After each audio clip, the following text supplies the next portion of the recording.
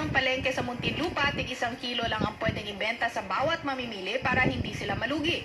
Iniisip ngayon ng Muntinlupa LGU na bawasan ang sinisingil sa renta ng mga rice miller para man lang daw maibsan ng konti ang kanilang gastusin. Pakinggan po natin si Rufy Biazon na mayor po ng Muntinlupa. The top consideration siguro would be in easing yung cost ng rentals nila. Yun ang pinaka-top na nakikita namin na doable. Pero sa tingin naman natin na kayang ma-absorb yun kung hindi tatagal ang situation natin. Okay, so, well, ito ay hindi pa kinukumpirma maski nung USEC na nag-resign, na ito'y related sa rice cap or yung rice issue, Pero, ang masasabi po natin ay confirmed na nga po yung pag-resign mula sa kanyang pwesto bilang Finance Undersecretary, si USEC Shelo Magno. Pero ang effectivity nung kanyang resignation will happen September 16 pa dito, Mari, tama yun. Tapos ay pues siya ay Undersecretary for the DOF's Fiscal Policy and Monitoring Group. Ibig sabihin kung tanong mo, Joby, bakit siya nag-resign? Bakit siya pinag-resign? Correct. Why was he encouraged to do it? Hindi nga well, sabi nila ang susi ay nandun sa wala nang ngayong post niya sa Facebook. No, hindi naman nawala, kundi ang sabi nila kung friend ka, may kita mo pa. Pero pag halimbawa, kung katulad ko, pinuntahan ko sa friend sa Facebook, pag pinuntahan ko, hindi ko makikita. Hindi naman talagang public. Hindi naka-public, post niya. Pero ang naka-public na pinaka-recent niya po pinost ay ito. Sabi niya sa Facebook ngayon, a wise man told me, if you do your job with integrity, you will be back in the University of the Philippines School of Economics soon. So, parang malaman po yun. Ibig sabihin, meron siya naging desisyon at paniniwala tungkol sa kanyang pwesto na ngayon ay siya'y pabalik na sa academe o sa pagtuturo. Kasi hindi naman siya happy. Oo, dahil sabi niya, namimiss daw niya magturo. Correct. So, yan po. Bakit ba na-hot water itong si Yusek? May talk kanina, pero again, kung kaibigan ay natignan ko na sana yung Facebook niya, Pero, yun nga po, naka-private, pero it's really about, meron daw yatang post na parang kahit hindi naman talagang diretsahang bumatikos doon sa decision about rice, ay may affect yung decision to bring that, parang ang rice pagkaintindi ko nagkaroon ng law of supply and demand. Yeah. Kasi sabi niya, pagka nag-price cap ka, ang result niyan is shortage. Kasi tataas yung demand, mawala. Kulang supply. Kulang supply. Kumbaga basic Pero economics. basic economics siya talaga. Na, yan din ang sinasabi ng isa pang economist, si JC Punong. Hanapin niya, nasa Rappler po yung kanyang mga sinabi. Hindi lang law of supply and demand, di ba, pati yung mga farmers. Kung palugi na yung benta mo, hindi ka na magtatanim ng rice kung ganun din lang. Kung ikaw ay trader din, hindi na ako bibili sa local farmers. Mag-import ka na lang. Ako. Import ka na. Sa tingin ko, mas mura pa mag-import kaya bumili sa local market. Kasi, alam mo, ang production ng rice sa atin, mataas kasi dahil sa mataas ang presyo ng fertilizer, mataas ang presyo ng crudo, mataas ang presyo ng transportation. Ang problema, ang Pilipinas, umaangkat ng mahigit 2 million metric tons ng bigas taon-taon dahil sa palaki ng ating populasyon. Marami tayong pinapakain. Kasi ang Vietnam at Thailand, ang population nila mga 70 million lang. Tayo 110, di ba? Kaya mas marami tayong pinapakain. May nag-text sa akin, why are the rice retailers taking the burden instead of rice smugglers and cartel? Yan din yung tanong ng mga rice retailers actually. Bakit? Sakripisyo nga tao.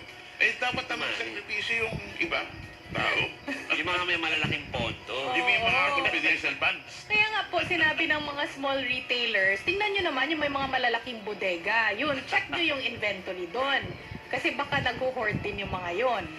Oh. Kasi yung sakripisyo should come from people or groups or officials na merong maisasacrifice. Eh, paano kung yung wala nang masasakripisyo? No. Oo, eh, siyempre nabili ng retailer sa mataas na halaga. Kaya hindi pwedeng ibenta sa mura. Diba? Hirap nga naman ang buhay, oh. So, ang kawawa dyan, mga farmers pa rin. Kasi babaratin yung farm gate price. Exactly. Mm. Oo. So, talagang malaking problema yung bigas kay Bongbong Marcos. Tapos magbabayad. Ano? Oh. Kaya hindi natin binibitiwan eh. Kasi ano yan eh, it's so basic para sa kanila. Oo, tayo. Tsaka, And it's staple actually. staple talaga kasi sakto sa klima natin. Hindi siya maselan sa klima eh, di ba? Yung rice. Kaya tayo, rice country talaga Saka tayo. yung may mga bagong variety ng rice na tinatanim sa atin na pwede ng pambaha saka yung pang drought na resistant, no? Oo. Oo. So, Stress resistant. Mm. Oo. kasi ano mo, sa Pilipinas, 20 typhoons ang dumadaan taon-taon. Kadalasan yung bagyo na yan, sinisira yung mga palayan. O yan. Tapos yung mga yan, magbabayad pa tayo ng mga SSS, Pag-ibig, PhilHealth, yan. O, eto, PhilHealth, pag-usapan na natin. Merong diskusyon patungkol dito mga kapatid. Inirekomenda ng isang kongresista na suspindihin na muna ang pangongolekta ng PhilHealth contribution. Tinuro ni Marikina Representative Stella Kimbo na nasa 68 billion pesos ang net income ng PhilHealth, habang nasa 460 billion naman ang investable funds nito. Maliban sa napakalaki na ng pera ng PhilHealth, sinabi ni Kimbo na maaari na makakuha ng Private Health Maintenance Organization o HMO na tinatawag ang mga PhilHealth members kung ititigil ang contribution. Sagot naman ni PhilHealth President Emmanuel Ledesma Jr., kaya lang nilang babaan ang premium contribution o dagdagan ang benefit packages. Pero hindi niya nakumbinsi itong si Representative Kimbo. Pakinggan po natin. You've been promising better benefit packages since you created PhilHealth in 1995 at hanggang ngayon wala pa rin po. So, pag-isipan nyo na mabuti, please submit a written answer to that very important question. Pwede ba o hindi? Ang gusto daw nilang makita is pruweba na maganda yung pagpapatakbo ng funds ng PhilHealth, na maganda yung pag-manage ng funds bago daw mag-contribute ng more. Kasi ano mo, Oo. Chiki, yung sa PhilHealth, parang 30% lang yung kinocover nila eh. So, 70% may cash out pa yung mga members. Right, oo. Hindi tulad sa mga HMO. welfare state, no? Sa oo. Canada, libre talaga. Libre talaga. Healthcare talaga. Mm. Healthcare. Oo. At na-raise din, alam ko, yung mga ospital na humihindi na daw sila dun sa mga mahihirap na pasyente dahil hindi daw kasi sila binabayaran ng claims ng PhilHealth. Oo. Tsaka malaki ang utang ng PhilHealth sa mga magkano nga ospital. ba yung Oo. utang na yun?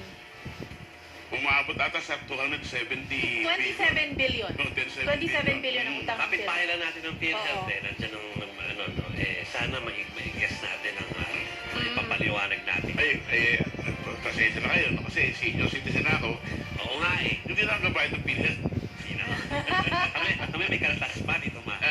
We got you. Nandiyan na yung gusto mo interviewin. Andiyan na ba? Si Take 3. Oo. Ayan. Oo. So, anong, si Jose? Oo. Okay. Live to. Sa ibang Muling bansa. nagkita sa ASEAN Summit si Pangulong Bongbong Marcos at si US Vice President Kamala Harris. Dito muling binigyang diin ni Harris ang kanilang Ironclad Alliance sa Pilipinas. Lagi na lang to, no? Oo, Ironclad. Forever. Oo. Para makuha pa ang karagdagang impormasyon, makakausap natin si news correspondent at sa totoo lang, Anchor Maricel Halili. Kasi, andyan ka na ba?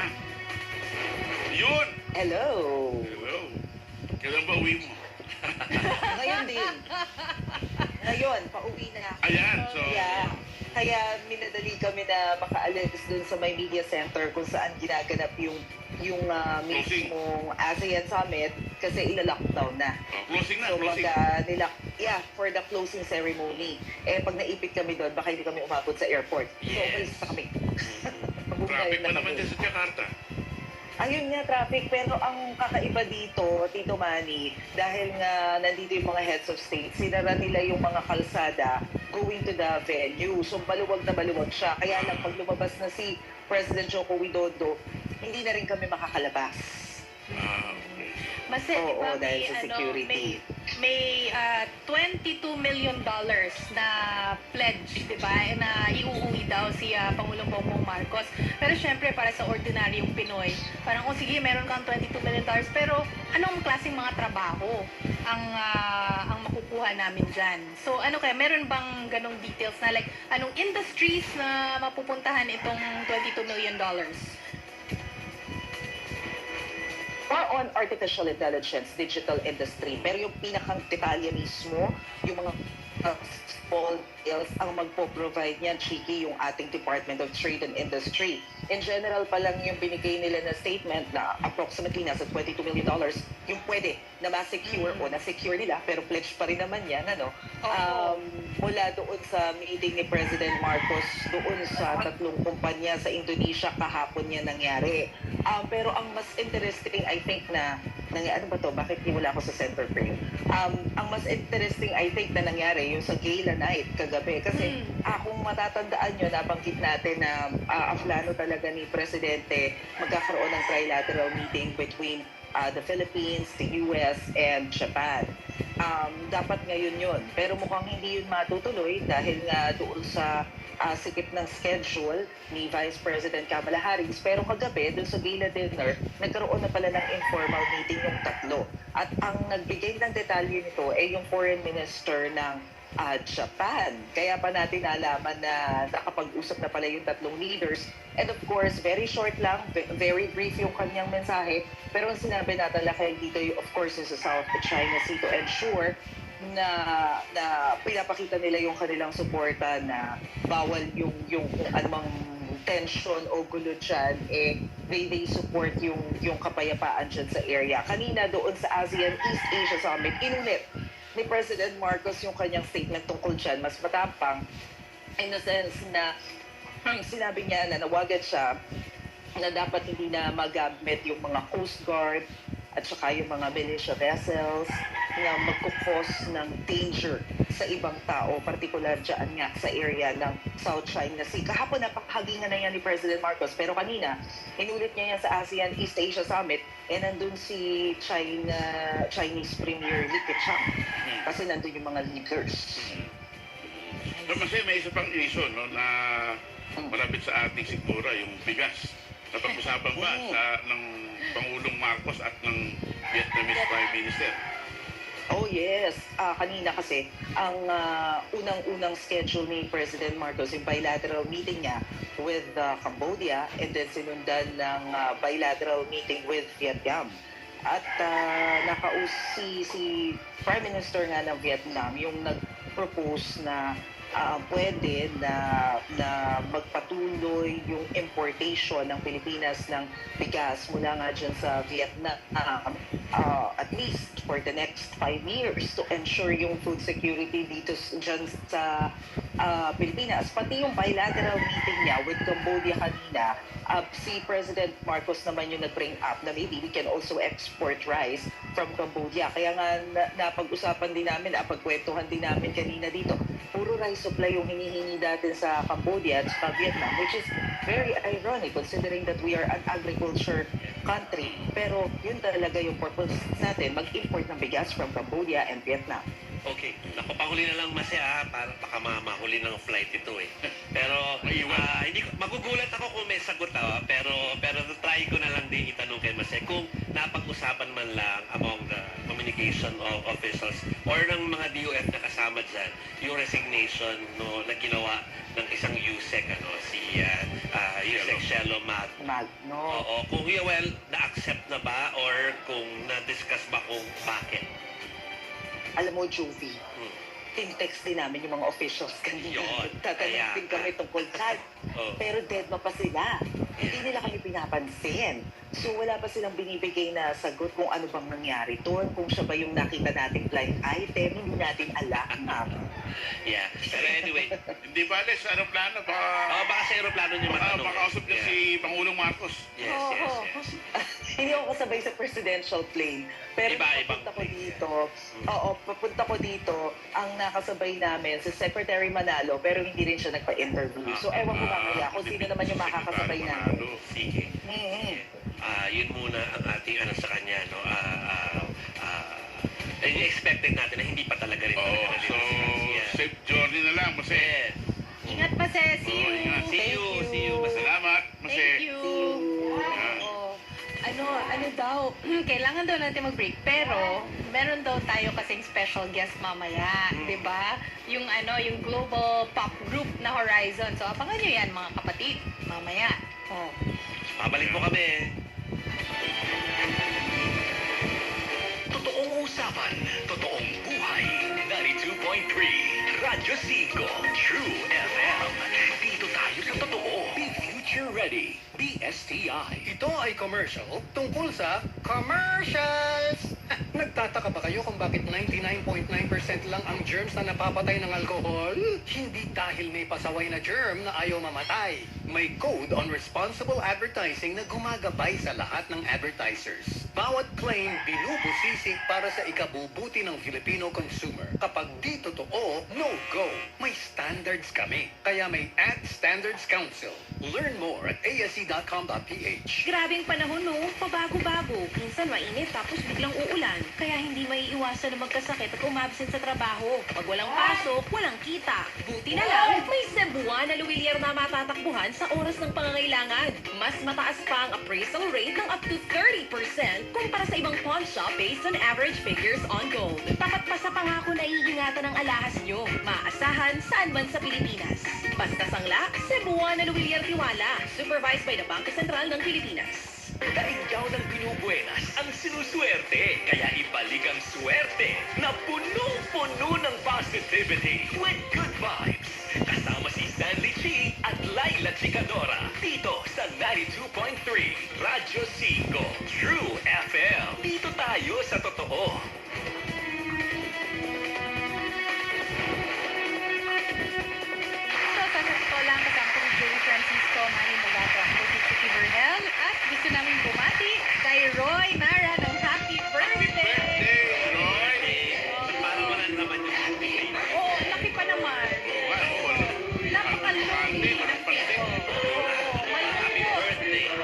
At hello. Hello kay Aurora Juniso, Sherito Leiva, Karen Giga, Ruel Miguel Francis, Chanco, Sino Maso, Bayoneto, si Johnny Mul, Johnny Yumul, Lopez or Opez, at si Farish Yatawan. Yan. Ako, binabati ko yung mga workforce na nakikinig sa STN. Oh. No, correct. Hello, Wagpors. Hello din sa mga good evening sa mga taga Cebu din ha. Good evening kaninyong tanan. Tanaw mo hasta midiri 6:30. Ganun din sa mga Ilonggo speaking, mayong gabi sa inyo. Karon ay 6:30 pa kami matapos diri.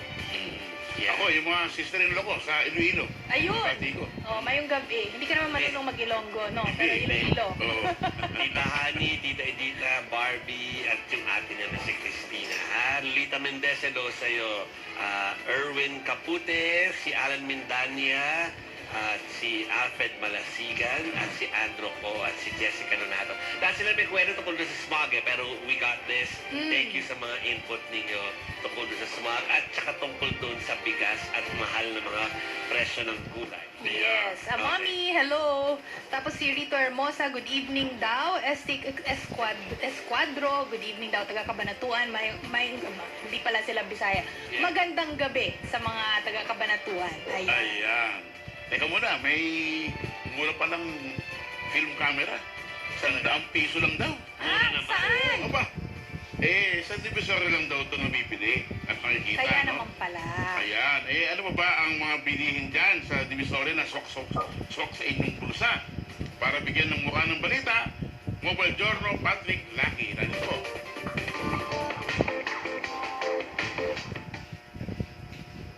Kung Kung naghahanap ka ng sobrang murang abubot, tara ulit dito sa Divisoria. Kung bagsak presyo ang usapan, hindi talaga papatalo ang Divisoria. Dito sa Carmen Plana Street, malapit sa mga bilihan ng gulay at prutas, nakalatag ang iba't ibang produkto. Gaya nitong mga salumina ito, na nasa 20 pesos isa. Mga tsinelas sa tig 10 piso. Ganun din ang presyo ng mga laruan, pati ang mga kubyertos, charger, power bank at mga relo. Naglalaro lang sa 20 to 100 pesos ang isa. Pwede pa tumawad. Hindi naman mawawala ang mga electronics, gaya ng cellphone, nasa 40 to 100 pesos ang isa. Ang mura, di ba? Pero gumagana po yan. Pero dito kayo mas magugulat. May camcorder at film camera din. Sa mall o sa online shopping, nasa 1,000 to 500 pesos ang isa. Dito, 200 pesos lang.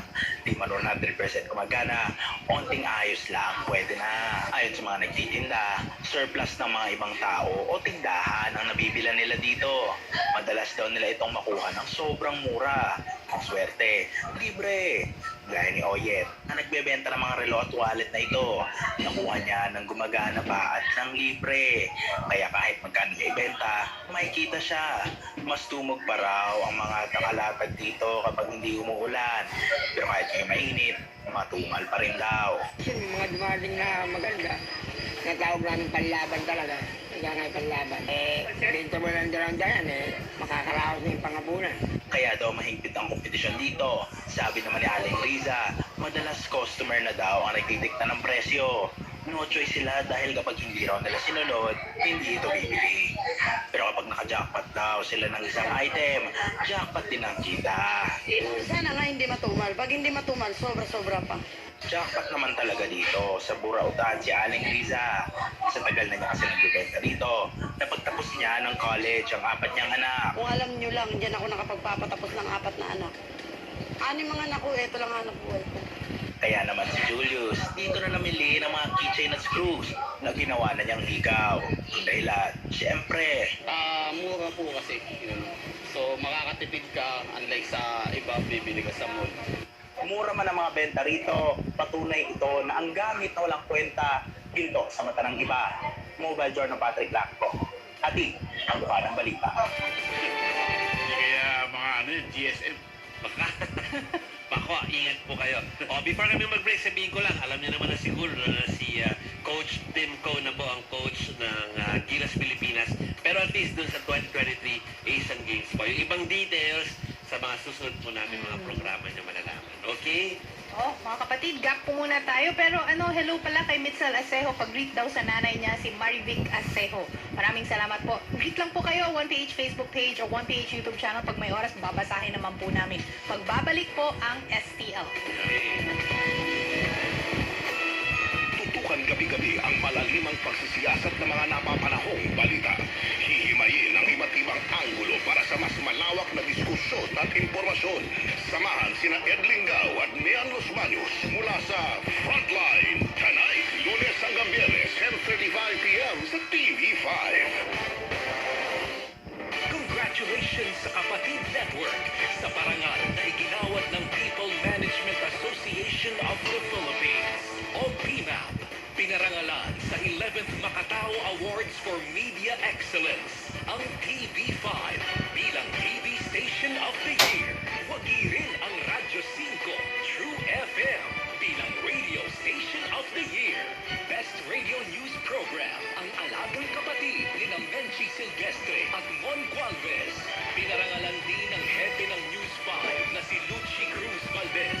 Kasama sina Ed Lingao, Bobby Alampay at Amy Pamintuan bilang Best TV Public Affairs Program hosts para sa The Chiefs. Best TV Public Affairs Program naman ang Woman in Action ni Gretchen Ho. Panalo bilang Best TV News Program ang Frontline Tonight nina Ed Lingao at Nean Los Baños. Sa PMAP, ang aming pong taus-pusong pasasalamat, kapatid. Taos-pusong pasasalamat din natin sa mga listeners sa 90.3 Radio 5 True FM. Ayan mga kapatid, welcome back sa STL. Ito na ang hinihintay po ninyo matapos mag-debut sa mga stage mismo ng South Korea. This Saturday na ang pinaka-aabangang concert ng global pop group na Horizon. Sila ang grupong nabuo sa idol survival show na Dream Maker. Bago ang kanilang first ever concert, makakakwentuhan natin sila ngayong gabi. Live po yan, ha? Makakasama natin si Vinci, Kim, Kyler, Rayster, Winston, Jeremy, and syempre si Marcos din. And as always, makakasama rin natin si MJ Marfori. MJ, hi boys! Hello, Andy Yong! Welcome back to the Philippines, Horizon. Hello, kamusta? Nakita ko kayo. Ayan. Okay, eto na. Siyempre, inaabangan ng ating mga STLer ang inyong standard intro. Go right ahead! 하나, 둘, 셋! 안녕하세요! We are Horizon! Guys, congratulations dahil simula na pumunta kayo rito, airport pa lang, sinalubong na kayo ng fans. Nagulat din ba kayo sa init ng tanggap sa inyo? Given that yung journey ninyo, no, parang 1 year, di ba? Mahigit kumulang 1 year, napaka-fast track ng inyong success. Yes po, super thankful po kami na kahit pagdating pa lang namin dito sa Pilipinas, ang dami ng anchors na naghihintay sa amin para i-support kami. So, super grateful kami every day and lagi kaming nagpapasalamat sa kanila. Kasi kung wala sila, wala rin kami. So, lagi namin binibigay yung best namin sa lahat. So, sana makikita nila yung efforts din natin. Since umuwi kayo dito days ago, nakita niyo na ba yung mga magulang ninyo? Nag-hello na ba kayo sa kanila? Nakapagpahinga na ba kayo kahit saglit?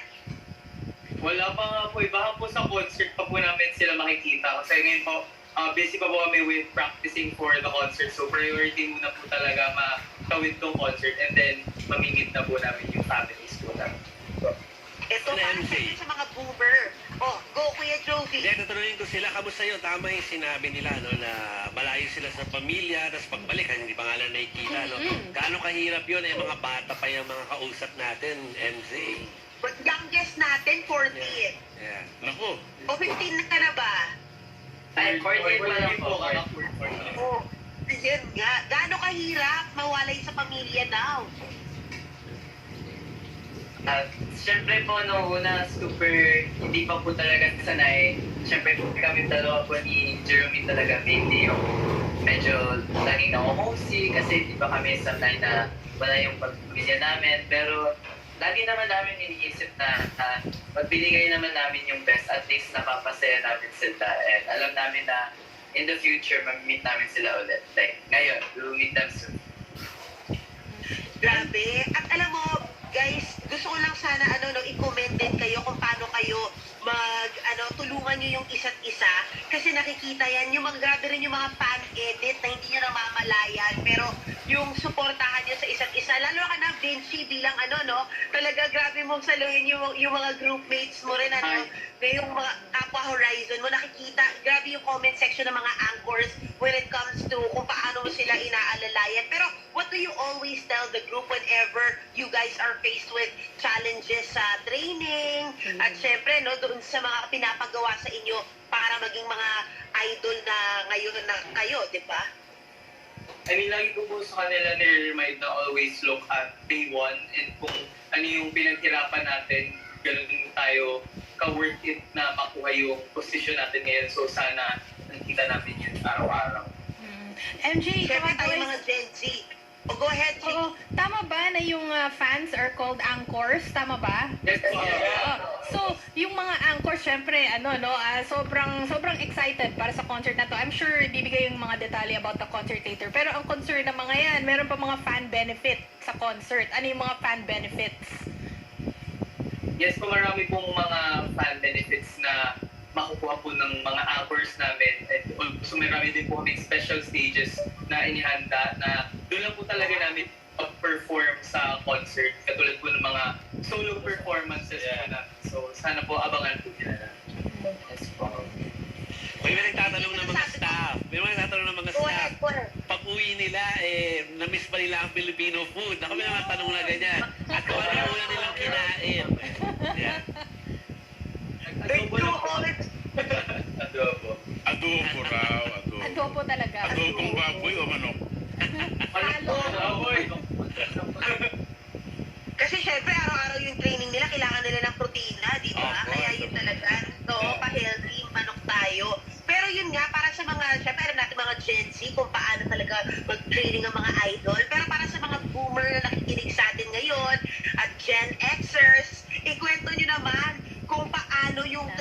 days ninyo sa Korea in almost 4 months? 4 months. Ayun po yung training po namin. Mahirap talaga yung mga pinagdaanan namin. Sa training po namin, almost like 12 hours po. Tapos, may hati-hati din po kami. May vocal training, may rap training din po, and may language, and then may dance, of course. And lahat po yun, nakakapatak sa utak namin na kailangan namin mag-improve.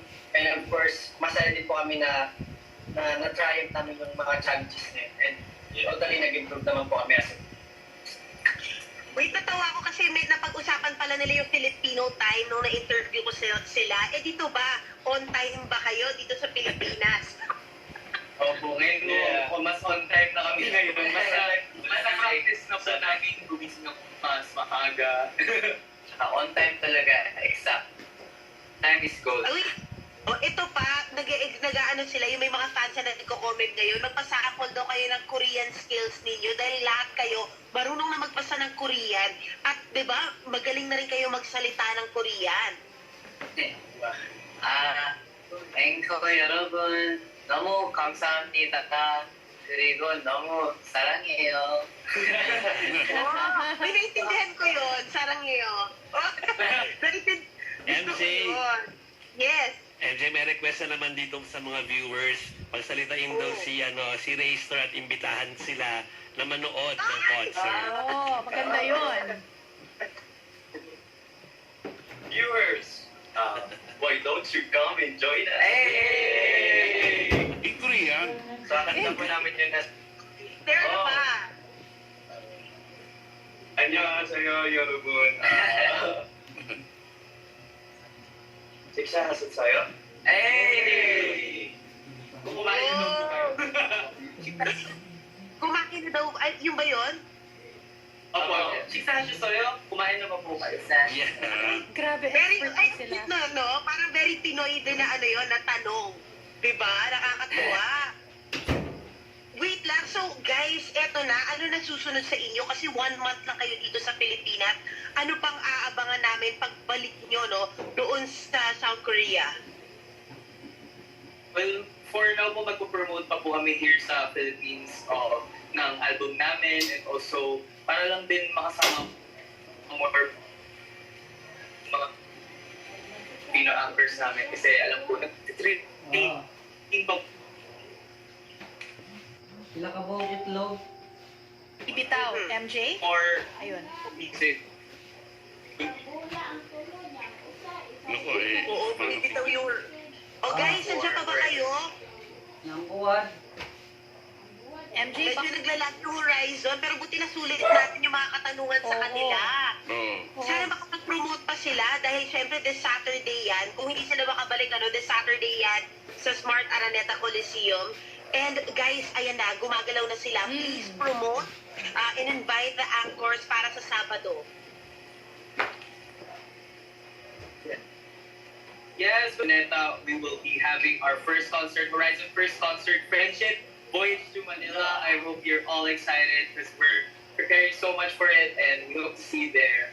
We love you! We love you, Anchors! We miss you, Anchors! maraming salamat, Horizon, at syempre, our very own MJ Marfoy. Thank you and good Yeah, luck. thank you. Good luck. Okay. So, good luck sa Horizon. Yeah. Good luck, Nanonood good kayo ng FIBA sa Smart Araneta. O, ngayon, yung actually homegrown, although trained in Korea, nag-group mo, so para po ma-experience nyo yung kanilang training for 4 months. Oo. So, At para Korean malaman nyo, books. puro Pinoy yon mga kapatid ha. Mukha lang silang hindi Pinoy at first glance, pero puro Pinoy po sila. Oo. Gusto ko yung kanta nila yung Lobby Dobby. ano yun? Hanapin nyo, maganda yung kanta. Anyway, magkota na daw tayo. Oo, kota na tayo sa balita. Jovi, Tito Manny, tsaka mga kapatid, no? Kumata naman tayo sa quotes.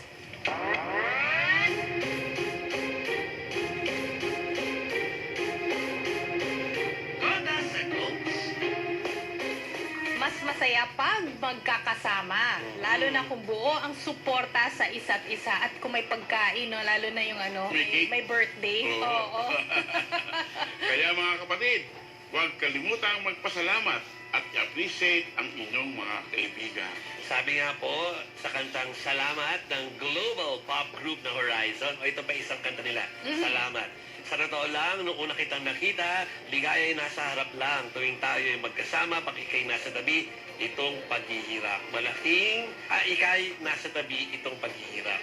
Hindi ko yata naitawid na maigi yun. Pero anyway, pakinggan niyo yung kanta nila na Salamat. Okay? Malaking ligaya daw yan para sa akin sa tuwid-tuwinan. Nice. Good vibes. Oh. Okay, so mga kapatid, hanggang sa muli, ako po si Joby Francis. At ako naman, si Manny Mugato, sa Thanks, ngalan Tito ni Manny. Malite. Yan. Thank you, Tito Manny. Thank you. Oh, ako naman po si Chicky Verhel. Wag na wag magpalinlang. Dito tayo sa Totoo Lang. Kami po ang 1PH teleservisyo para sa Pilipino. Bye! Bye-bye!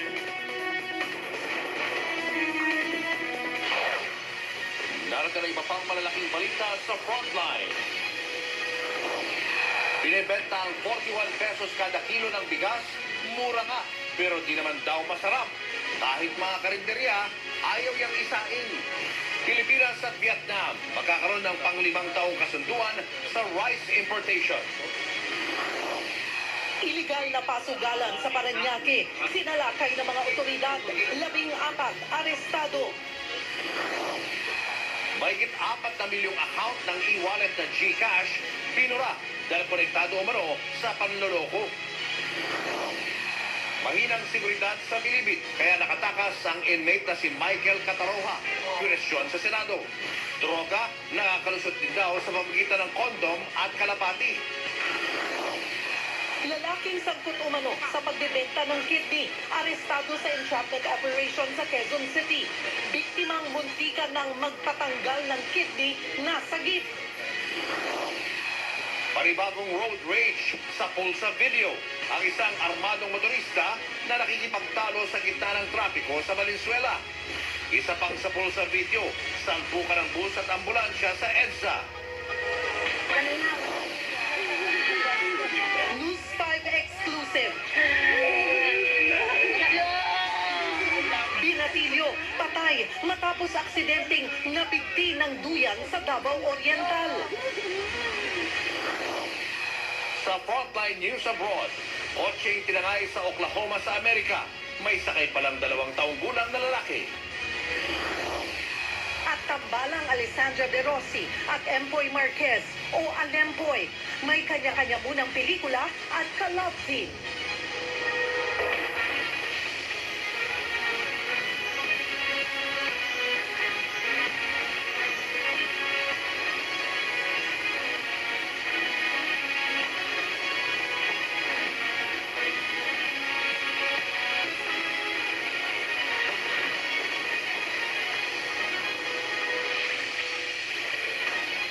Patay ang isang lalaki matapos mabangga ng truck ang tumirik ng van sa bahagi ng Skyway sa Santa Mesa, Maynila. Pinapato na sana ang tumirik na van nang mangyari ang malagim na aksidente. Nasa frontline na balitang yan, si Rainiel Pawit.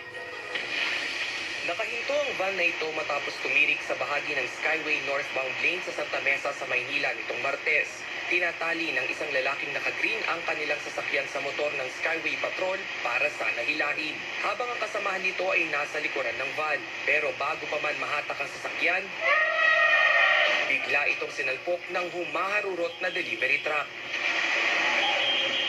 Tumilapon ang 2 sa mga lalaki habang naipit ang nasa likod ng tumirik na sasakyan. Nasawi ang lalaking nakaasul na kinilalang si Jeffrey Lambohon. Nagtamo ng minor injury ang kasama at pinsan niyang si Johnny Libre. Nasugatan din ang tauhan ng Skyway at ang truck driver na si Noel Abilay.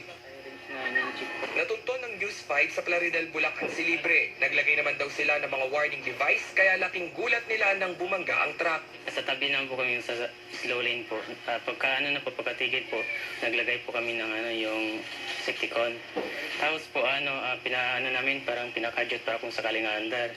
Hindi po talaga balik tinulak po namin. Tapos po, mga 1 minute po siguro, dumating na po yung enforcer. Nung nakita po niya na parang hirap na po kami magtulak kasi paahon po kasi yun eh. Bali, nakapag-isip po siya na hilahin na lang niya. Hindi na mapigilang maiyak ng isa pa nilang kaanak sa sinapit ng nasawing biktima. Problema Alarmado rin sila sa kawalan ng pangtustos sa pagpapalibing kay Lambohon. Hirap na hirap din kami, sir. Kaya yung desisyon kasing magulang na iuwi sa probinsya. Kaya yung sige, gawan kong paraan yan, may ano lang eh, kaya tumawag ako sa, ano nila, kunting tulong man lang. Sabi niya, hindi sila makapagbigay kasi nasa, antay na lang daw sa piskal. Tumanggi naman na magbigay ng pahayag ang driver ng delivery van. Nasa kustodiyan siya ng pulisya at naharap sa reklamong reckless imprudence resulting in homicide with multiple physical injuries and damage to property. Nagbabalita mula sa Frontline, Rainiel Pawid, News 5. May persons of interest na ang PNP sa pamamaril kay Daniel Soria, ang kakilala raw ng pinatay din na binatilyong si Jemboy Baltasar. Lumalabas sa paunang investigasyon na may kinalaman sa illegal na droga ang kaso. Nasa frontline ng balitang yan, si Elaine Fulgencio. Nakaalitan sa grupo. Yan ang isa sa mga motibong tinitignan ng mga pulis sa pamamaril sa 20 anyos na si Daniel Soria nitong Sabado sa Barangay Longos, Malabon City. Sa paunang investigasyon ng PNP, may kakatagpuin daw sana ng biktima pero hindi pa nakakababa ng tricycle ay pinagbabaril na ito. Allegedly, na nahiwalay siya sa grupo. Meron kasi silang grupo na binabalidate namin. May tinutumbok na raw na persons of interest ng PNP matapos makunan sa CCTV ang pagharurot palayo ng gunman na nakasakay sa motorsiklo. Naunang sinabi ng live-in partner ni Daniel na kasama nito ang kaibigang si Ray Ray Bolivar. Kita sa mga naunang nakuhang CCTV si Ray Ray pero kinukumpirma pa raw ng mga pulis kung ibang tao ang nakuhanan sa CCTV. Allegedly, yung Ray Ray daw kasama. So yan, hanggang ngayon, subject for validation namin. Kasi mayroong nagsasabi na wala siya doon, may nagsasabi na siya yung kasama. So hindi pa natin matiyak. So kailangan natin ng hard evidence. Inaalam din ng otoridad kung may kinalaman ng kaso sa illegal na droga. Nakuha kay Daniel yung suspected shabu na naka-ano. So yun hindi pa namin nakukuha yung result kung yung ba talagang shabu or illegal drugs. Kinumpirma ng live-in partner ni Soria na kakilala at nakakalaro raw noon sa basketball ni Daniel at Ray Ray si Jemboy Baltasar ang binatilyong binaril at napatay ng tauhan ng Navotas Police noong August 2. Giit ng live-in partner, walang kinalaman si Soria sa kaso ni Jemboy. Habang si Ray Ray, hindi pa rin lumilitaw hanggang ngayon. Tumanggi munang magbigay ng pahayag ang Northern Police District. Nagbabalita mula sa Frontline, Elaine Fulgencio, News 5. Mura nga, pero hindi naman daw masarap at parang dog food ang mga ibinebentang 41 pesos na bigas sa mga palengke. Pinasaing naman yan para malaman ang lasa. Nasa frontline ng balitang yan si Shaila Francisco. 41 pesos kada kilo ang pinakamurang bigas na mabibili sa palengke ngayon. Alinsunod yan sa price cap na nagtakda ng limit sa presyo ng mga regular milled rice at well-milled rice. Pero reklamo ng ilang retailer, hindi naman tinatangkilik ang murang bigas na yan. Sa pwestong ang ito ni Aling Gloria, halos hindi pa nababawasan ang 41 pesos na bigas. Sabi na, ay, pangit. Ganun. Ay, durog, ganun. Hindi masarap, ganun. Dapat siguro yun para mga dugtong, ganun. Mabenta pa rin po yung mga magagandang mahal. Nagbebenta na lang daw sila ng ganitong presyo para makasunod sa executive order. Ito yung 41 pesos kada kilo na bigas na binibenta ngayon sa palengke. Magaganda yung butil pero mas madilaw kumpara sa dating regular milled rice na dating binibenta. At kung ikukumpara sa ilang mga bigas ngayon sa palengke, kapansin-pansin agad yung diferensya sa kulay. Paano naman kaya ang lasa? Yan, pinasubok namin sa isang paresan. Matapos ang kalahating oras na pagluluto, natikman ng tinderong si Nino ang 41 pesos na bigas at kinumpara sa karaniwan nilang sinasaing. Hindi po burat ng isa kasi medyo maano siya, matigas talaga. Hindi po siya talaga pwede pang pares. Tapos ito yung malambot naman, pwede siya pang pares. Ano ang kaiba ng lasa?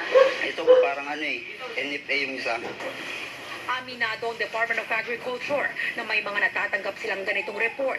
Kaya nagpasaklolo na sila sa National Food Authority para suriin ang kalidad sa mga palengke. Hindi natin maiwasan na may mga traders po na naghahalo. Alam po natin na issue po natin yan. That is fraud, no? We are, niloloko na po natin ang consumers natin, which is obviously actionable. Nagpulong na rin ang mga retailer kasama ang Department of Trade and Industry para pag-usapan ang mga hinaing nila.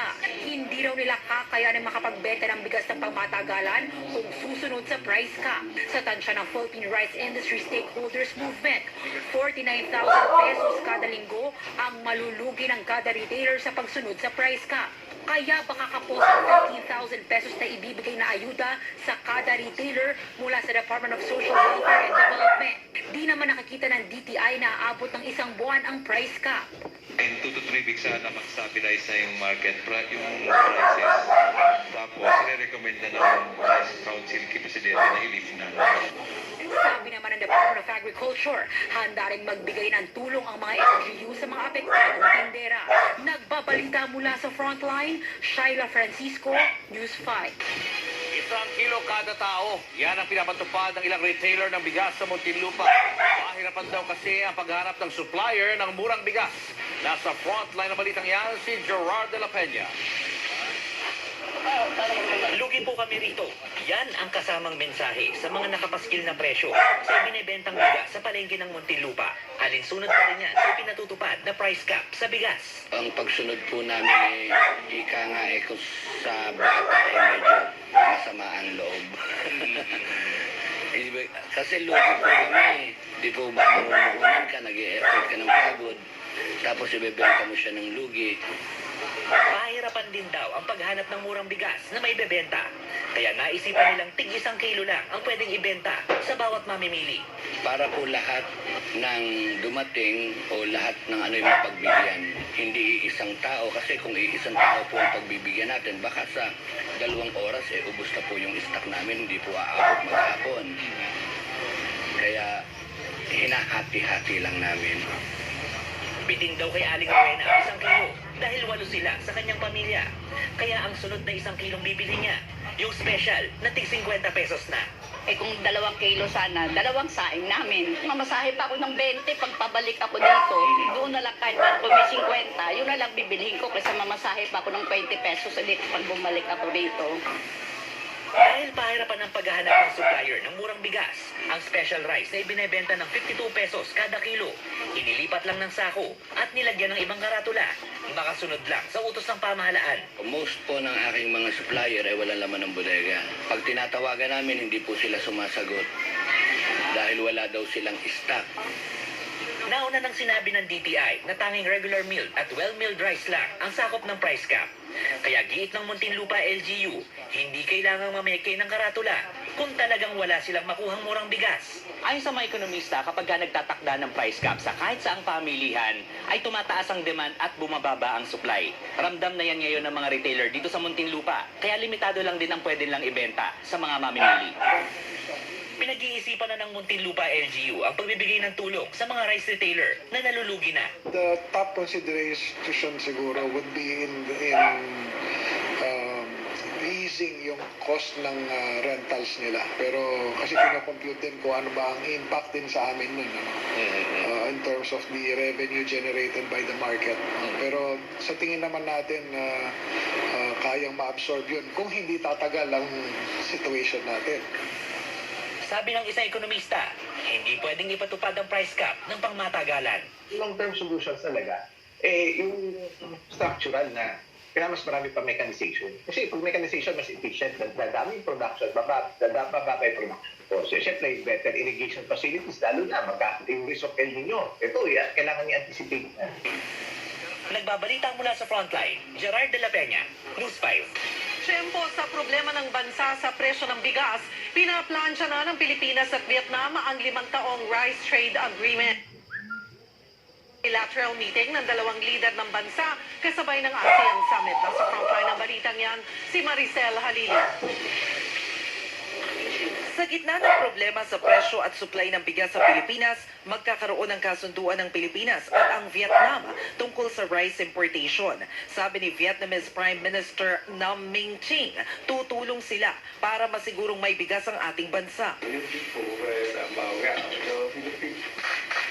Our two countries will conclude an intergovernment agreement on rice trade so that Vietnam can improve our rice export.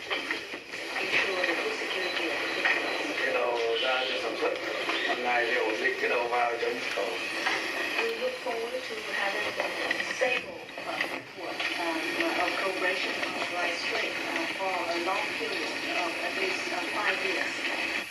You have identified really the main issue for our countries, and that is the food supply.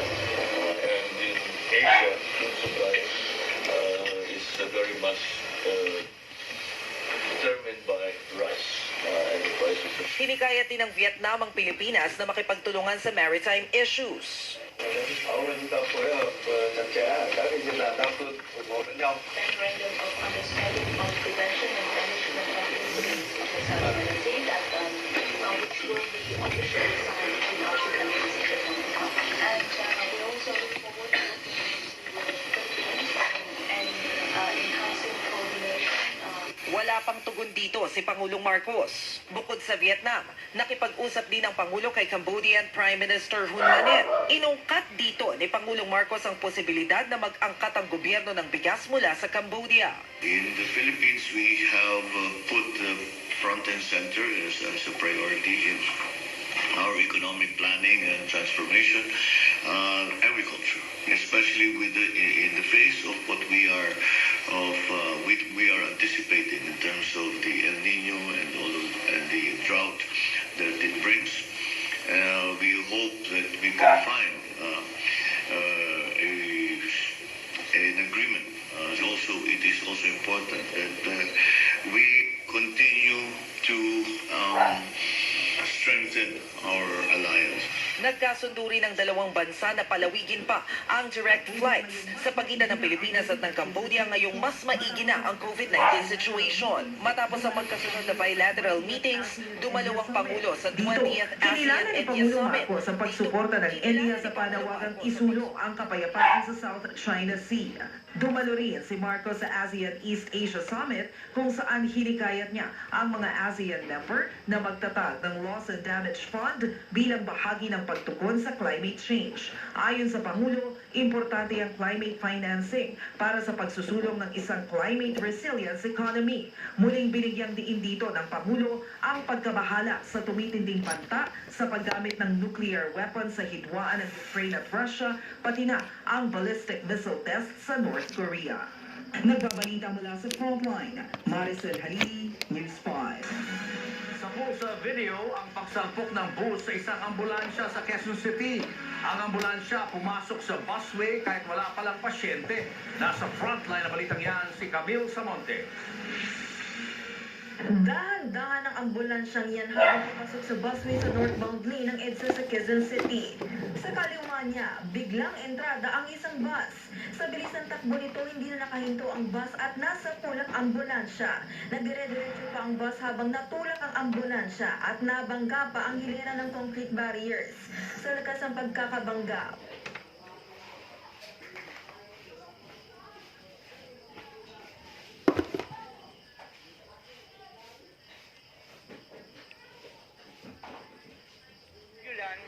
galing daw pong naghatid daw po ng pasyente na galing Herona Tarlac. Nag-full stop naman daw tong si bus kaso hindi daw kinaya ng preno kaya nasalpok niya yung ambulance. duguan at hindi na makausap ng maayos ang driver ng ambulansya dahil sa mga tinamong sugat sa ulo.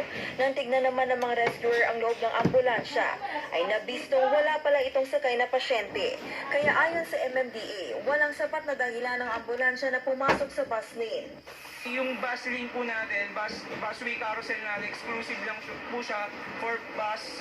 So, pinagbibigyan natin yung mga emergency vehicle pagka emergency, for emergency purposes. Pero pagka once naman na wala tayong laman, so wag tayong gumamit ng bus lane. Maswerte namang walang sugatan sa mga sakay ng bus. Dahil sa mga tinamong sugat, ang driver ng ambulansya ang kinailangang isugod sa ospital. Patuloy naman ang investigasyon ng mga polis at MMDA sa nangyari. Nagbabalita mula sa Frontline, Camille Samonte, News 5. Pinasususpindi ng isang mambabata sa ang pangongolekta ng PhilHealth contribution. Sobra naman daw kasi ang pondo ng ahensya pero taon sa utang. Nasa Frontline ng balita niya, si Marian Enriquez. Kinuwestiyon sa Kamara ang umano'y hindi maayos na paggugol ng pondo ng PhilHealth. Lumabas kasi sa pagdinig na may 68 billion pesos na net income hanggang nitong Hulyo ang PhilHealth. Meron din silang 460 billion pesos na investable funds. Sa laki ng pondo, nakapagtatakang hindi pa rin mabayad-bayaran ng ahensya ang utang nito sa mga ospital na lumobo na sa 27 bilyong piso dahil sa hindi umunoy maayos na paggastos. Suwestyon ni House Appropriations Panel Senior Vice Chair at Marikina Representative Stella Kimbo. Pwede ba munang isuspend ang pagkolekta ng PhilHealth premiums mula sa aming mga workers? Again, until such time that you show proof that you can effectively spend your funds. Giit ni Kimbo, mukhang mas mabuti pang ilaan na lang ng mga manggagawa ang kanilang kontribusyon sa isang Private Health Maintenance Organization o HMO na mas marami pa raw ang benepisyo kaysa sa PhilHealth. Medicard VIP plan. Ito po mga kasama. Outpatient consultation, 5. Outpatient labs, diagnostics, may kasamang dental coverage, may kasamang free consultations, may kasama pong dreaded disease limit, may kasama pa pong free diamond peel at yoga classes. Sa ngayon po, malamang hindi niya po ito nakukuha mula sa PhilHealth. Hindi naman direktang sinagot ni PhilHealth President Emmanuel Ledesma Jr. kung magagawa nga bang suspendihin ang pagkolekta ng kontribusyon. Pero pwede naman daw babaan na lang ang buwan ng premium o kaya naman ay dagdagan ang benefit packages. Pero yan ay kung... When the reserve fund, which is currently at 336, reaches 470, that's based on the computation of our actuary. Pero hindi yan umubra kay Kimbo. You've been promising better benefit packages since you created PhilHealth in 1995 at hanggang ngayon wala pa rin po. Kahapon nangako ang PhilHealth na babayaran ang malaking bahagi ng kanilang utang sa mga ospital sa loob ng 70 araw.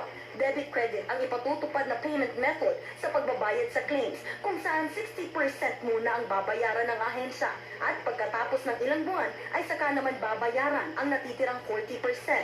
Kontra yan ng Private Hospital Association of the Philippines, lalo't 3 taon na rin daw silang naghihintay na mabayaran ng PhilHealth. Medyo magulo po yun. Samantalang ang tagal na po ng mga claims na yan, ibig sabihin, yung listahan po, andun na yun eh. Ang tagal nang nasa kanila, bakit hindi nila ibigay yung buo, yung kabuuan, hindi po yung mga 60-60 tingi-tingi pa. Hindi rin daw nila magalaw ang ibinayad ng PhilHealth dahil wala ring detalye o listahan kung sino-sino ang dapat bayaran. Hindi naman po namin basta magbibigay kami na ito sa ospital ito para sa professional fees. Kasi kailangan po may kalapit yung listahan ng claims na sa ganon pwede namin ipamahagi yan. Wala pa namang komento rito ang PhilHealth. Nagbabalita mula sa Frontline, Marian Enriquez, News 5. Susunod, iligal na pasugalan na nakatago sa loob ng isang salon sa Parañaque, Estado. Mga kalapati, ginagamit para magpasok ng droga sa Bilibid. At pinatilyo sa Davao Oriental, patay matapos aksidenteng mabigti sa tinutulugang duyan. Abangan ang lahat ng yan sa pagbabalik ng Frontline Pilipinas.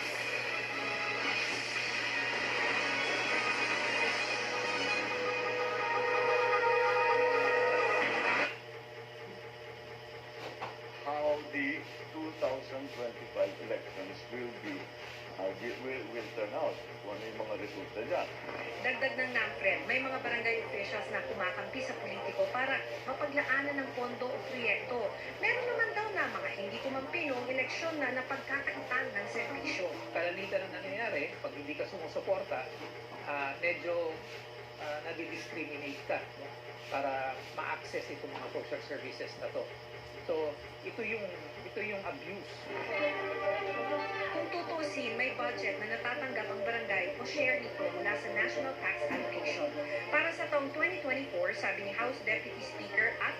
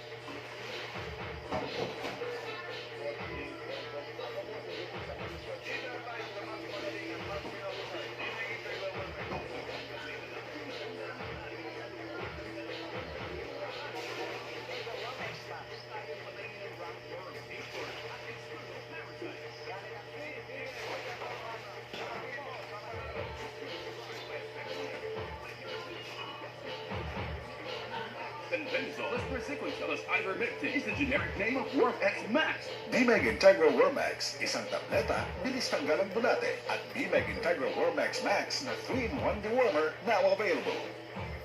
RMN will turn 71 on August 28, 2023. While IFM Cebu will turn 45 on September 9, 2023. Our dear inspiration, DYHP RMN Cebu will be turning 60 on September 13, 2023. Two radio stations under one growing multimedia network. Going strong and offering even more relevant programs. And content through old-fashioned and online platforms.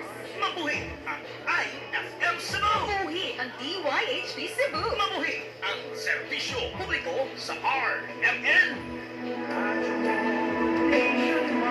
Ug mabuhi kamong tanan nga kabahin sa kaping pito ka dekada nga pagpanerbisyo sa kinatibuk-ang network sa RMN. Pagkapayod sa inyong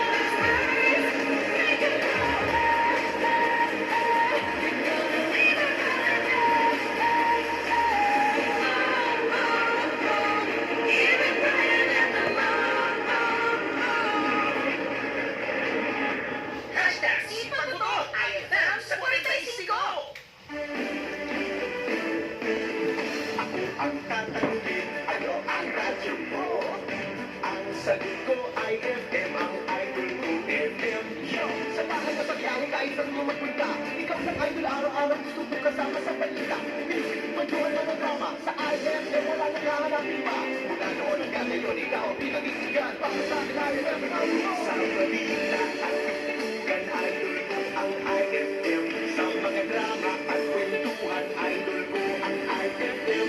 Ang sarap makinig araw-gabi. Idol din niya to kasi. Kaya ang radyo ko ay FM. Ang idol ko FM, IFM. 93.9. Oh, kinilay kasorte ko ninyo. Digil sa'yo nang magtipon karong panahon na. May mga hikayon nga niliyon niya mo magkasinabot. Apat kinahanglan nga mahibaw mong duha kung saon kini sa pagresolba. Ang akong gusto nga unta, bisan unsa man nga pagsuway ang inyong masugatan, minaot pa unta, nga di mo musurrender. Bisan unsa pagkalisod sa inyo nga tubangon. Kabahin naman kadto sa sugilanon ni Nimuel. Nga inyong mabati unya, dirilang sa Dear IFM. The Nimuel Story. At Tagi. ang muhatag og kolor sa inyong kahaponon. Ang Kulay Duo. Kulas ug Aiko.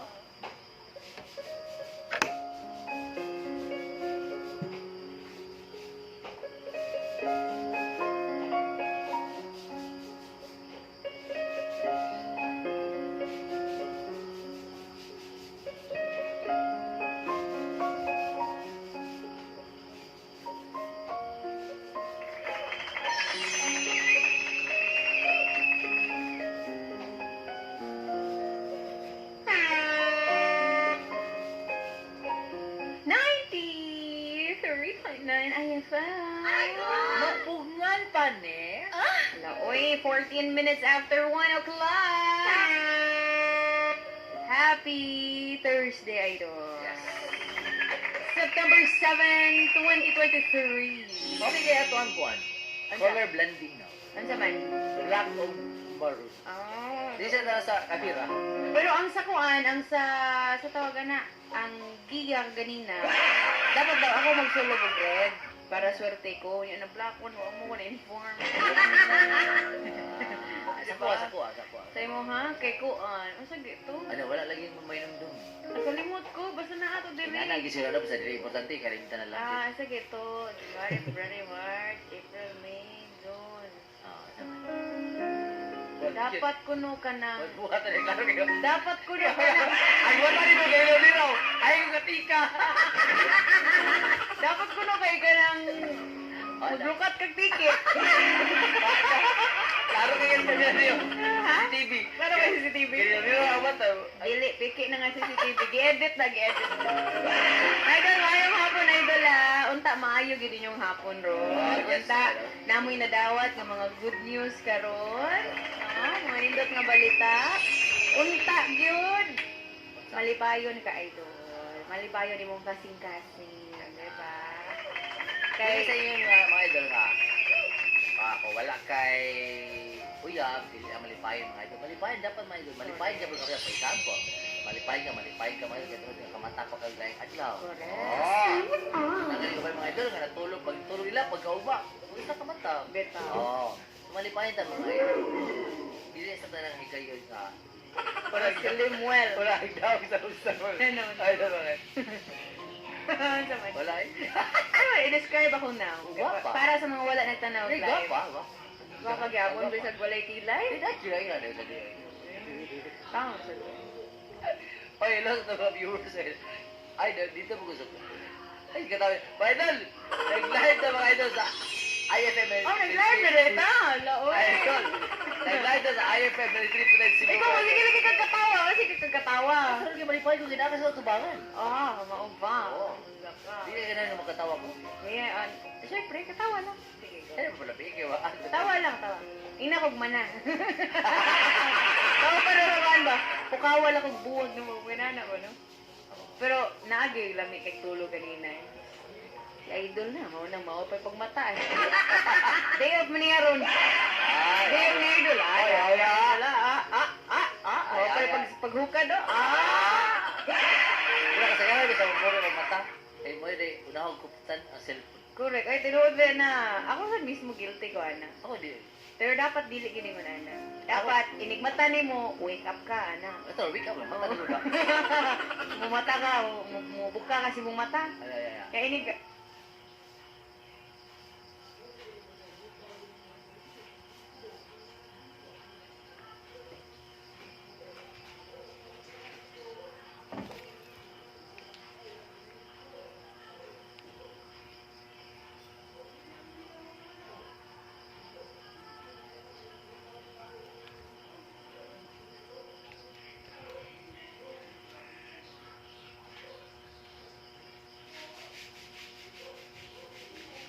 Shop affordable deals this 99 Super Shopping Day.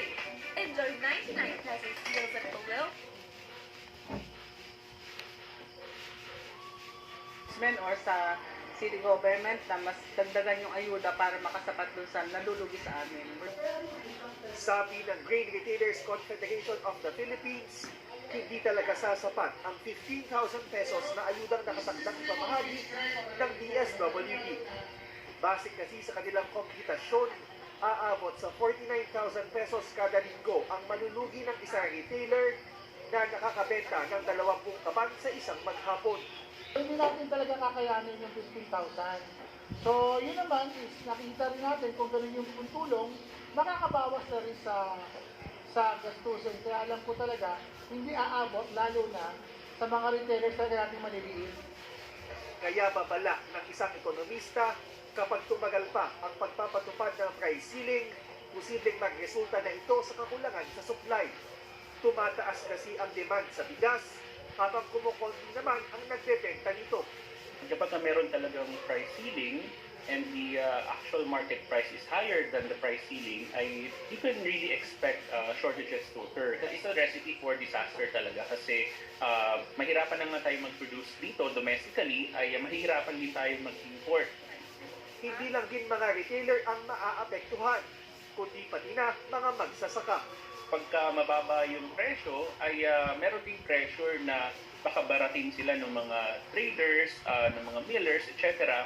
So yun yung risk na kapag magpatuloy pa ito ay mawawala yung incentive para sa producers, maging magsasaka ito or retailers na magbenta ng bigas. Base sa monitoring ng mga ahensya ng pamahalaan, marami naman ang nakasusunod dito. so far nakita naman natin na 90+% compliance or at least partial compliance rate ang nakita natin. For us, that's really good progress because we acknowledge naman na talagang nahihirapan ng ating retailers na sumunod kasi nga po ang karamihan sa kanila ay talagang tatamaan dito. Nakikiusap ang Department of Agriculture sa lahat ng rice retailers sa bansa na sumunod sa price ceiling dahil ayaw nilang bumantong pa sa punto na kailangan nilang magpatupad ng multa o manghuli ng mga hindi sumusunod dito. Sinabi naman ng DTI na i-recommenda nila na i-lift ang Executive Order 39 kapag nag-stabilize na ang presyo ng bigas. Hindi pa tiyak kung hanggang kailan ipatutupad ang price ceiling. Pero umaasa ang DTI na bababa naman ang presyo ng bigas sa loob ng 2 hanggang 3 linggo.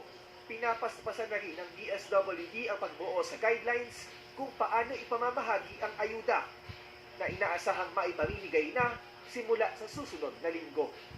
Jervis Manahan, ABS-CBN News. Pinalawig pa hanggang Enero ng susunod na taon ang pag-a-apply sa Lifeline Subsidy Program sa buong bansa. Kakaunti pa rin kasi ang mga nag-a-apply mula sa miyembro ng 4Ps at nasa laylayan ng lipunan para makakuha ng discounted na singil sa kuryente. Nagpapatrol, Alvin El Chico. Miyembro ng 4P si Aling Lenny, TV at electric fan lang ang gamit nila. Kaya interesado sana siyang sumali sa discount program ng Meralco. Ang problema, nakikikabit sa kanya ang 4 niyang anak, kaya mahigit 100 kilowatt-hours ang konsumo nila kada buwan. Paano ko nga po ihiwa-hiwalay? Hindi naman po kami pwedeng mag-apply na ng paribago. Kaya lang, itong mga anak ko baka hindi na mag-apply eh. Kasi pinapaalis ko kami rito. Interesado rin sana ang 4B's member na si Rosel, pero malaki rin ang konsumo nila dahil sa mga nakikikabit na mga kapamilya. Sayang kasi ang 20% hanggang 100% discount sa kuryente sa mga mahihirap na kumukonsumo ng hanggang 100 kilowatt-hours kada buwan. Kasi hindi na po kami pinapayagan magpakabit ng bago. Hindi na kami binibigyan ng right of way ng owners. Ang sitwasyon ni na Aling Lenny at Rosel ay ilan lamang sa mga halimbawa kung bakit kakaunti ang nag-a-apply sa lifeline discount rate ng Meralco. Kaya iatras na naman ang pagpapatupad nito sa January 2024. Sa ngayon kasi, umaabot pa lang sa mahigit 58,000 ang nakarehistro sa buong Pilipinas. Kung tinuloy natin to, malaki nung September 1, malaki talaga yung risk na maraming nangangailangan nung subsidiyan na to na hindi makaka-avail dahil lang hindi sila nakapag-register. So, ayaw naman natin ng ganong scenario. Simple lang naman ang requirements, IDs ng 4Ps o sertifikasyon ng LGU na miyembro ng marginalized sector at hanggang 100 kilowatt-hours ang buwan ng konsumo kung sa Meralco franchise area. Pwede pa rin po mag-avail even if you are not a 4Ps member. Para po sa mga non-4Ps pero low income po tayo, pwede pa rin po mag-apply at certificate from the local SWDO. Pero dito sa Metro Manila, karamihan sa mga nasa laylayan ay nakikikabit lang sa kuryente ng kamag-anak o kaibigan, kaya lalagpas ng 100 kilowatt-hours ang papatak na konsumo sa bill. Kung magpapakabit naman ng sariling metro, may gastos at mga dokumentong kailangan. Kailangan din talaga yung proof of ownership. Approximately nasa 1,200 ang deposito natin dyan. Siyempre, pag nagpagawa po sila ng service entrance na tinatawag natin kung saan kinakabit yung metro, yan naman po ay sa private electrician. Inatasan naman ng ERC ang mga distribution utilities at electric cooperatives na paigtingin pa ang kampanya sa susunod na 4 na buwan para dumami ang makasali sa programa. Alvin L. Chico, ABS-CBN News. Nagulat po ang ilang residente sa bayan ng Garcia Hernandez, Bohol matapos mabuo ang 4 na ipo-ipo sa kasagsagan ng ulan. Naglaho naman ang mga ipo-ipo matapos ang ilang minuto. Ayon sa hepe ng Weather Forecasting Division ng Pag-asa Visayas, nagkakaroon ng ipo-ipo dulot ng localized thunderstorms at maaaring sabay-sabay ang pagbuo ng mga ito lalo kung malawak ang nangyayaring pag-ulan. Naging mainit rin umano ang panahon sa Bohol sa mga nagdaang araw kaya naging mabilis ang Evaporation ng moisture, dahilan para magkaulap na nagdala ng ulan.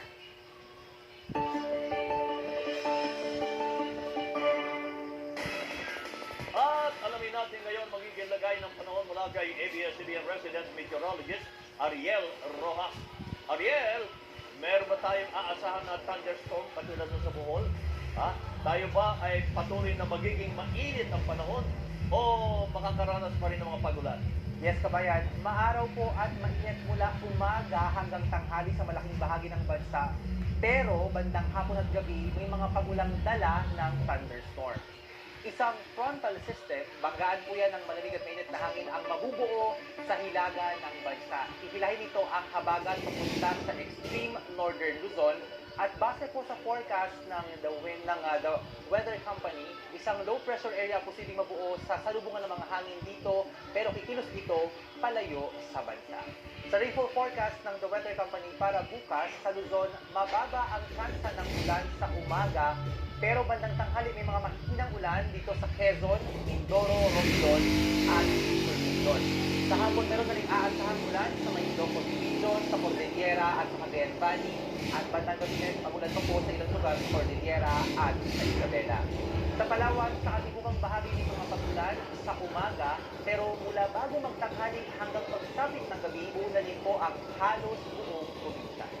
Sa Visayas, maaraw rin sa umaga pero mula tanghali hanggang hapon, may ulan po sa halos buong Kabisayaan, lalo na sa Negros at sa Panay. Pagsapit ng gabi, may ulan pa po sa hilagang bahagi ng Cebu, maging sa Bohol. Sa Mindanao, sa umaga, maaraw sa malaking bahagi pero may ulan naman sa may Zamboanga Peninsula. Pagsapit ng tanghali, maulan na rin po sa may Davao Region, sa may Sorsogon at sa Northern Mindanao. At magsisimula ang malalakas na ulan sa Bukidnon, Misamis Provinces, Lanao Provinces at ilang lugar sa Sorsogon sa hapon at tuloy-tuloy po ang mga pag-ulan na malalakas hanggang paglalim ng gabi. Kaya kapamilya, mag-ingat dahil posible mga pagbaha at landslides. At dito po sa Metro Manila, maaraw at mainit hanggang tanghali at sa hapon at gabi naman may katamtamang tsansa ng mga pagulan, kaya huwag pa rin kalimutan ang inyong mga payo. Yan po ang update sa lagay ng panahon. Ako po si Ariel Rojas. Ingat kapamilya. Sa pagbabalik ng TV Patrol, patuloy na paglaan ng pondo para sa mga base militar na bahagi ng Enhanced Defense Cooperation Agreement o EDCA, dinipensa ng pinuno ng Department of National Defense. At mga magtatanghal sa asap nating bilang, tinayak na mabawasan ang homesickness sa mga kababayan natin sa Europa. Tuloy-tuloy pa rin ang mga balita sa pagbabalik ng TV Patrol.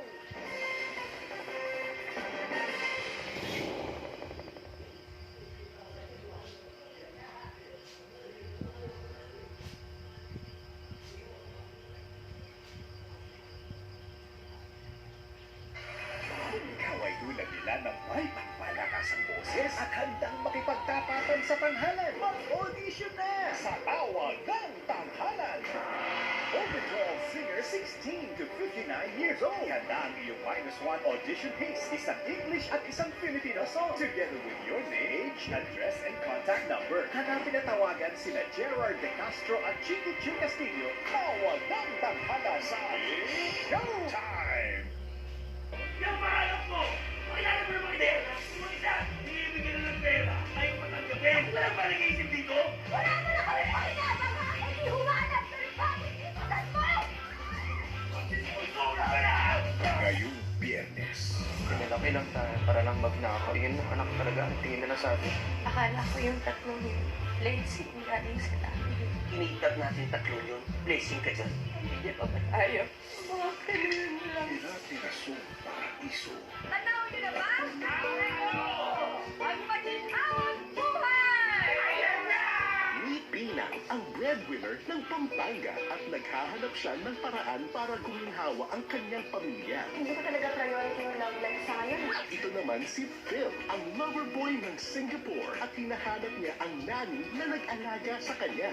You don't have the address of Marcy in the Philippines. When two people are looking for something, what if silang dalawa ang magkaroon ng something? You haven't found the right girl yet? Or have you? Yes. Pwede ba kitang ligawan?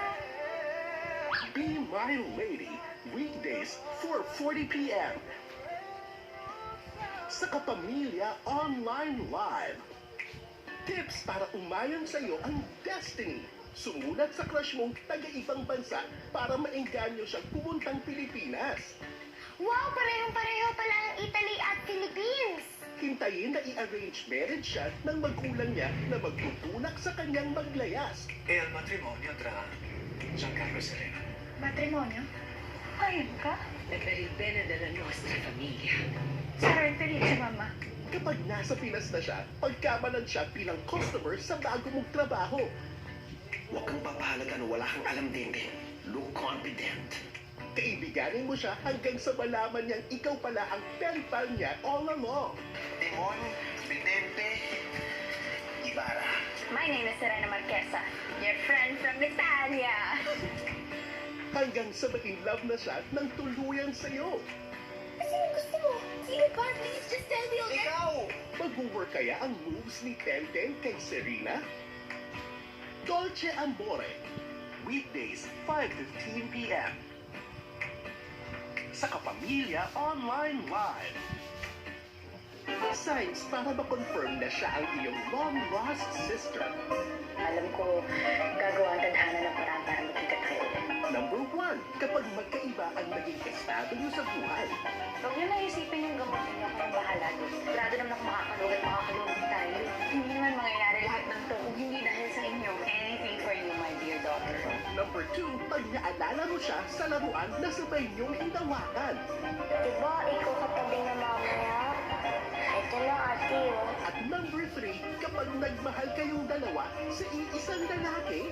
Hanap yung masala ko. Private course. Nan Samantha Del Mundo, ka-El's girlfriend. Subaybayan ang kwento ni na Ana at Samantha sa Gusto ko lang makasiguro na hindi ka magiging hagwar sa aming dalawa. Asintado, Saturdays, 9 a.m. Sa Kapamilya Online Live. San Salvador ang inigin sa isang milyon na patunupain pag-ibig ang hidwaan ng bawat pamilya. Laki ba ang nakulaga? Baka natin pumatay ka pa niya! Karapatan ko magmahal kung sinong gusto ko! Ginawa mo! Pero magbubunga ito ng isang batang mapagmahal at masipag. Paano kayo matututo kung mamumuti lang kayo? Nakita sa gulay, hindi laban! Hindi tayo susuko. Lalaban tayo. Promise mo. Ngunit mapapawi ang kanyang ngiti nang mawala sa kanya ang lahat. Nalikat po yung nanay ko! Kailangan mo niya ng tulong! Mawawala na ba ng pag-asa na makamit ang pinapangarap niyang pamilya? Nangumiti ang langit. Saturdays, 10:30 a.m. Sundays, 11 a.m. Sa Kapamilya Online Live. Come on, come here! There's a new drama on prime time. Ang difficult mo, Kira. Yung mga tinatawag mong kaibigan, di naman totoo yan sa'yo. More action is coming. What the hell are you doing here, Tesoro? Commando. This is the new prime time. Bakit hindi na ako makalabas ng buhay? Watch it live.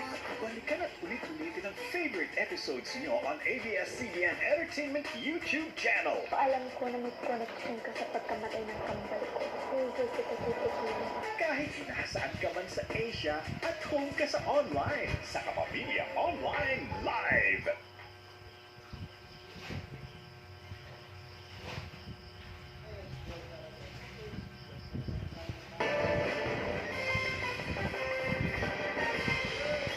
Ipinagtanggol ni Defense Secretary Gilbert Teodoro ang patuloy na paglalaan ng pondo para sa pagtatayo ng mga dagdag na base sa ilalim ng Enhanced Defense Cooperation Agreement o EDCA sa pagitan ng Pilipinas at Estados Unidos. Samantala, umabot naman sa 75 million pesos ang panukalang ilaan para sa security group ng pangalawang Pangulo sa susunod na taon. Nagpapatrol, Vivian Gulia. Secretary Pam. Walang konsultasyong naganap sa pagitan ng Pilipinas at Estados Unidos para sa panukalang pondo ng Department of National Defense sa susunod na taon. Ito ang tiniyak ni Defense Secretary Gilberto Teodoro Jr. sa deliberasyon kanina ng House Committee on Appropriations kaugnay ng panukalang 229.9 billion peso budget ng DND. Nauna nang sinabi ni Kabataan Party List Representative Raul Manuel na nakasaad sa bilateral defense guidelines ng dalawang bansa na magkaroon ng koordinasyon sa defense budget planning ng Pilipinas.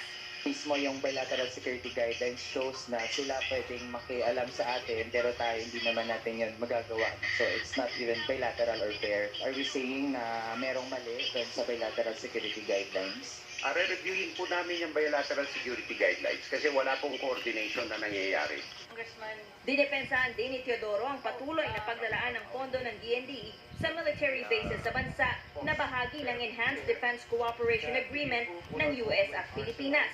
Mahalaga rin aniya ang pakikipag-alyansa sa Estados Unidos at iba pang bansa sa pagsusulong ng rules-based international order sa bahagi ng West Philippine Sea na inaangkin ng China.